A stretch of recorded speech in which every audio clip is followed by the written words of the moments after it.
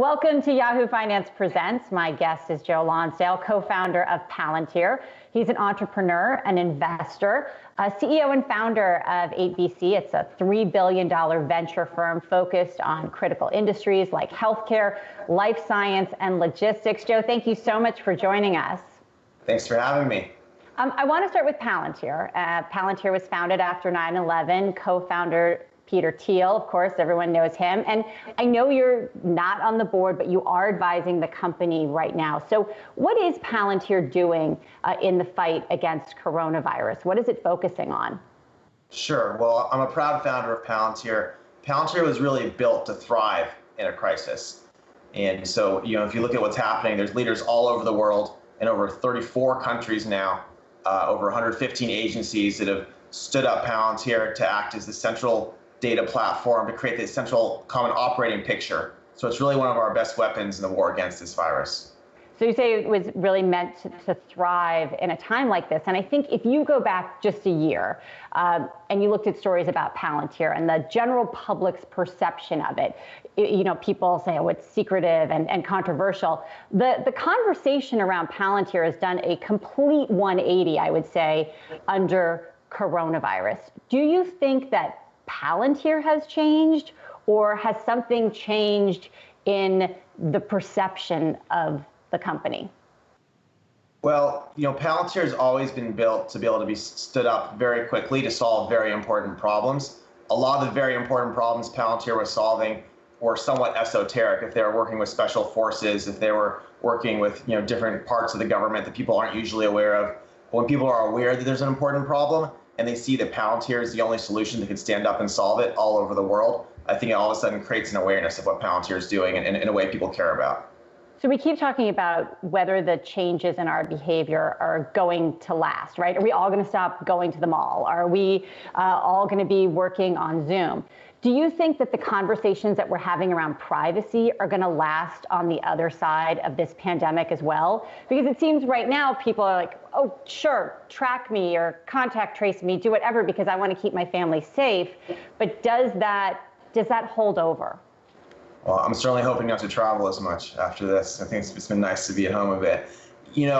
What's interesting about companies like Palantir is they're actually a privacy engine, and that's also what people miss. Is Palantir itself doesn't give any data. It actually gives the government the ability to say, here's what we're tracking, here's who could see it, here's how to make sure who sees it, who doesn't see it. This is all stuff that was built into it 10, 15 years ago, even before these conversations, because the people who created it were civil libertarians. And so I do think I hope people are still as concerned about privacy after this. I hope that as government is doing more in our society, that we're very careful to watch it to make sure nobody inside of it or tied to it is abusing this information. And so it's really important we use systems like Palantir where that's built into it from the start, to make sure people are protected. Do you worry at all about privacy issues? And let's take Palantir out of the conversation. You're in Silicon Valley. We've got Google and Apple jumping into this as well. Do you think people should be worried about privacy as it relates to public health? Are there concerns there? Well, for context, my wife and I are the kind of people who don't have an Alexa or any Google, devices in our homes listening to us. We don't fully trust people to have all of our information. I think in general, you want to make sure the government and anyone else in the healthcare system is using systems where it's really clear who can access them, what they're doing with the data, what the rules are with the data. Obviously, when you're bringing data together from hundreds of sources, you want to make sure it's tracked and protected so that people can't be drilling in and searching for their friends, searching for their enemies, whatever they do with this information. So I'm personally not too nervous about it, but yeah, as a prominent person myself, I would be very frustrated if people are going in and spying and using data inappropriately. So I'd want to make sure the government and the healthcare system was using a system that was very secure. How do you think the Valley is responding overall as somebody who's an investor right now? The rate of innovation that we hear about in times of crisis can sometimes be huge. Are you seeing that kind of response right now? Yes, you really are. I really think technologists are shining in this environment. The first response, of course, was you have to give them credit. I don't agree with a lot of things Google and Facebook do, but they were the first ones to say everyone should stay home. They were the first ones to kind of figure out and set the tone in the Valley well before the governor to kind of. And if you looked at Northern California, our numbers are great, thanks in part to that. And then on top of that, people are really innovating right now. There's, I'm on the board of a company called Citizen, which is the top safety network. And there have been a lot of top people there who built Instagram and Uber and Facebook. They're working 18-hour days to try to help figure out what they're going to do to help with contact tracing and otherwise. Let's talk about Citizen. I've used it in New York City for a long time. It drives my husband absolutely crazy when I say, somebody's getting stabbed 2 blocks away. He's like, please delete the app. It's driving you mad. But I continue to use it. What is Citizen's role, do you think, in the coronavirus pandemic? Are they a tool or are they a solution? Well, I think they're one part of the solution, and they're still talking to a lot of governors and a lot of organizations. But because we already have, for example, 19% of New York using the application, and because it's the leading safety app, it actually does allow us to partner, with these organizations, with Apple and Google and others. And potentially, if people opt in, we can help figure out how to keep you safe and really figure out how to make contact tracing work. So I think you're going to see some really interesting things coming out of it the next couple of weeks. Are you writing any checks during this time, like actually making investments, or are you just advising and managing some of the investments you've already had in play? That's a great question. You've really seen the pace of check writing slow down a lot in Silicon Valley. We measured it because I had a call with a few hundred of our investors last week. It was much easier than an annual meeting, much less drinking, but we just did this over the thing. And we measured it. There's been 12 rounds, the 12 financing rounds that have happened since this occurred. 6 of them were actually flat rounds. And so what happened is you go back and you put more money in it at the same valuation a year ago. Even though the company's doing really well, it's realized it's not going to be able to raise an up round right now. So we're doubling down, kind of supporting our best companies. A few of them are doing so well that they're taking some more money at higher valuations to grow. And there's been a few cases already where the company was kind of, caught out in a bad situation and took money at a little bit lower valuation.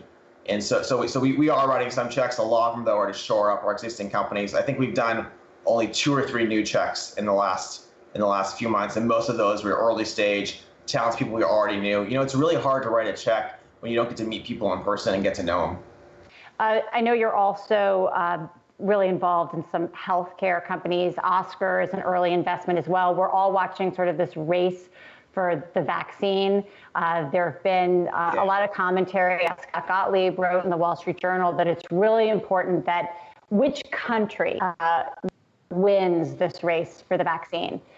Is that something that you've thought about at all? Interesting. I hadn't really thought about it in the nationalist sense of which country wins. I'd assume that it would eventually get shared if someone figures it out. I guess it would be nice. I do think America is still the top place for bioinnovation. We're definitely working on it. Vaccine is one race. Another race we're doing is a race for a therapeutic.